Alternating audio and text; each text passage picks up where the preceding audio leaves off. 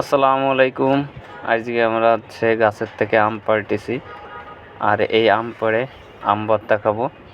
ঠিক আছে, আমাদের যশোরে বলে যে আম মাখানো। এই যে গাছে একটা খোলা মাঠের ভিতরে, আর এই মাঠ থেকে আমরা এই আমগুলো পাড়লাম। পাড়ি এটা আমরা এই মাঠে বসেই মাখাই খাবো। একটা সুন্দর একটা পরিবেশে, দেখেন কত সুন্দর একটা পরিবেশে অনেকগুলো নাম পড়লাম। ভালো। আর এই আমগুলো সবাই এই জায়গার থেকে এরকম পাড়ে পাড়ে খায়। এটা আমাদের মাঠের মাঝখানে, সবার জন্য উন্মুক্ত। সবাই মাঠে আসে আর সবাই এই আমগুলো মাখায় খায় এই সুন্দর একটা পরিবেশে। যাক, আমরা কখনো এরকম পাই না। ঈদের ছুটিতে যখন আসলাম তখন মিলে সবাই, ছোট ভাই বাগার মিলে সবাই একসাথে আমরা এই আম মাখানো খাচ্ছিলাম। দেখেন, কাঁচি দিয়ে বটি দিয়ে আমরা বাড়ির থেকে সব কিছু মিলে নিয়ে আসলাম।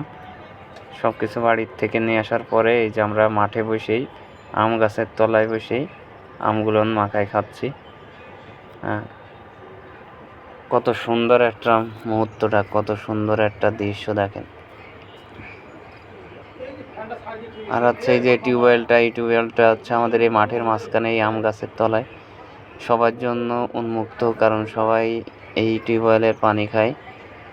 সবাই যখন রোদে, কৃষকরা যখন সবাই মাঠে কাজ করে, তখন জন্য পানি পিপাসা লাগলে এই টিউবওয়েলের পানিটা পান করে। অনেক সুন্দর পানি, সবাই আমরা পানিটা খাই।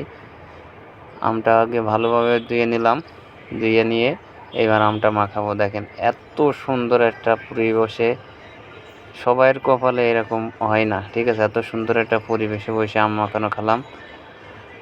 আমটা ভালোভাবে শুকনো মরিচগুলো বাসার থেকে নিয়ে আসলাম, আর এই মরিচ দিয়ে আম মাখায় খাবো।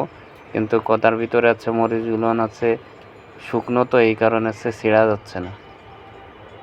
সেই একটা স্বাদ, সেই স্বাদ এরকম একটা খোলা পরিবেশে বসে, শুধু গ্রামের যে ছেলেরা আছে তারা ছাড়াই এই সুন্দর একটা পরিবেশ মুহূর্তটা ছাড়া কেউ পায় না।